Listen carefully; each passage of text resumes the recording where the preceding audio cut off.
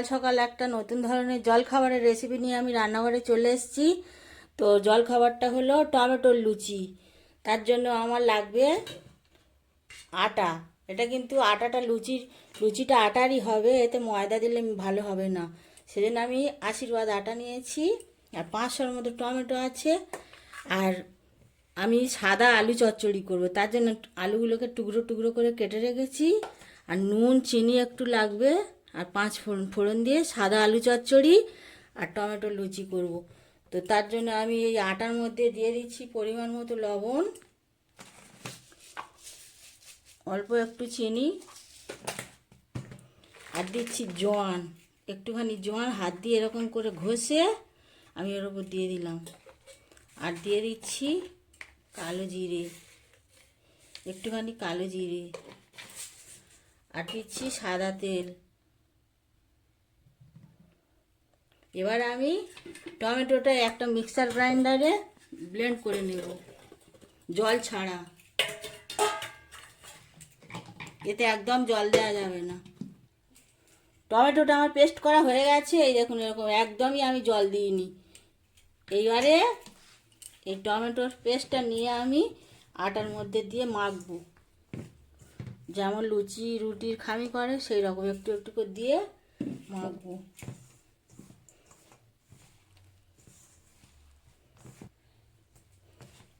আমি 500 গ্রাম টমেটোর পেস্ট করেছি, আর আটাও 500 গ্রাম আছে।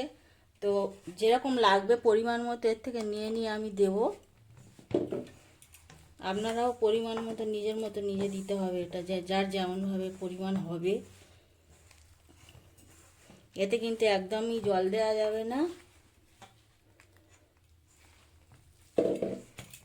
জল দিলে অতটা টেস্ট হয় না।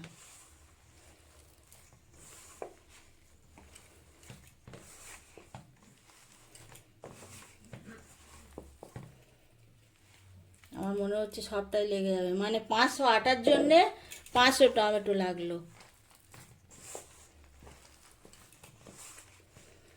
আর ময়দা একটু সিল্কি ধরনের হয়, তো ওই জন্য টমেটোটা ওতে মিক্সড করে না, ওই জন্য এটা আটাতেই ভালো হয়। 500 গ্রাম আটার জন্য 500 গ্রাম টমেটোই লাগলো।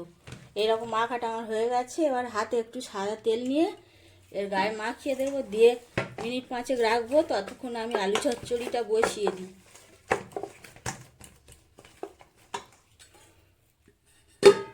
আলু চচ্চড়ি করার জন্যে আমি কড়াই বসিয়ে দিয়েছি উনুনে, গ্যাস জ্বেলে। এবার দিয়ে দিচ্ছি সাদা তেল,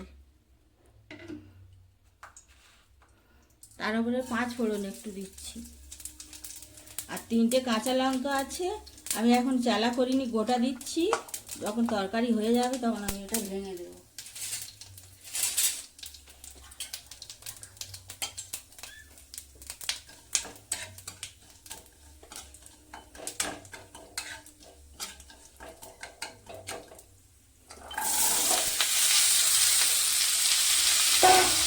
শুধু নুন দিয়ে আর কাঁচা লঙ্কা দিয়ে হয়তো একদম হলুদ দেবো, সাদা হবে।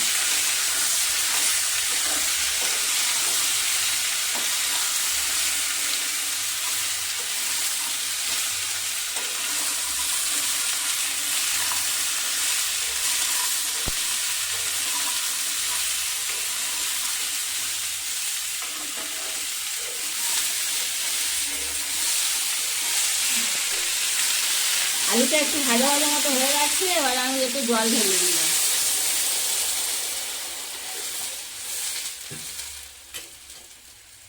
আর দিয়ে দিচ্ছি ওপর থেকে একটু লবণ পরিমাণ মতো, আর দিচ্ছি একটু অল্প করে চিনি, খুব সামান্য, এতটুকু। এবারে আমি এটাকে ঢাকা দিয়ে আলুটা সিদ্ধ হওয়া পর্যন্ত অপেক্ষা করবো। ততক্ষণ আমি লুচিগুলো বেলে নেব। ঢাকনা খুলে আমি এবারে লুচিগুলো আটাটা থেকে খালি করে লুচিগুলো বেলে নেব।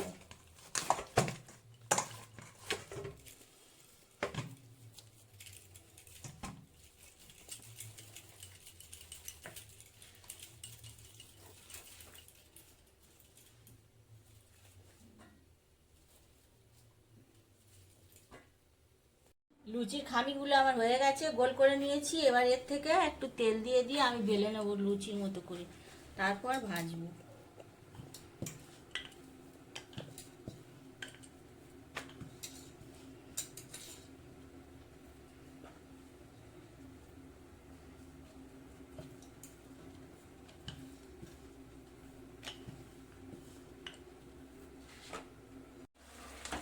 তরকারিটা আলু সিদ্ধ হয়ে গেছে, এবার আমি লঙ্কাগুলো ঘেটে দিচ্ছি। এইরকমই থাকবে, খুবই সিম্পল তরকারি, সাদা অথচ খুব টেস্ট হয়। তরকারিটা আমি নামিয়ে নিচ্ছি।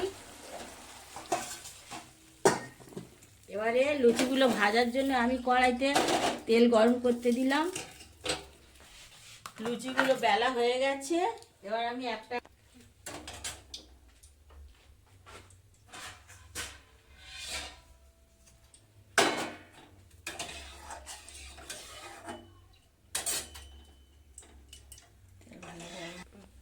তেলটা গরম হয়ে গেছে, আমি লুচিগুলো একটা একটা করে দিয়ে এবার আমি ভেজে নেব।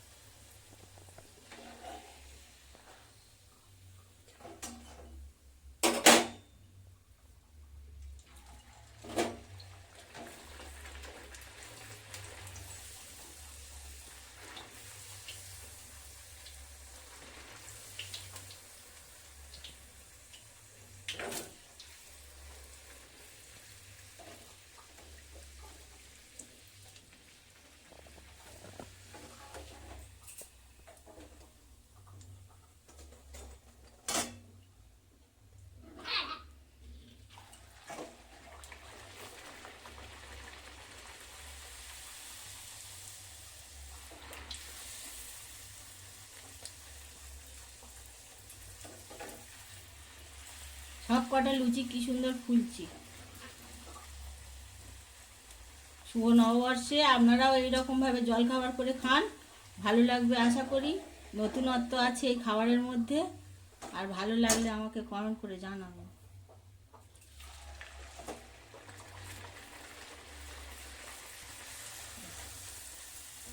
আচ্ছা, সবগুলো লুচি আমি এইরকমভাবে ভেজে নিই, তারপরে পরিবেশন করার সময় আবার আমি দেখাচ্ছি। এইরকমভাবে প্রত্যেকটা লুচি আমি আগে ভেজে নেব।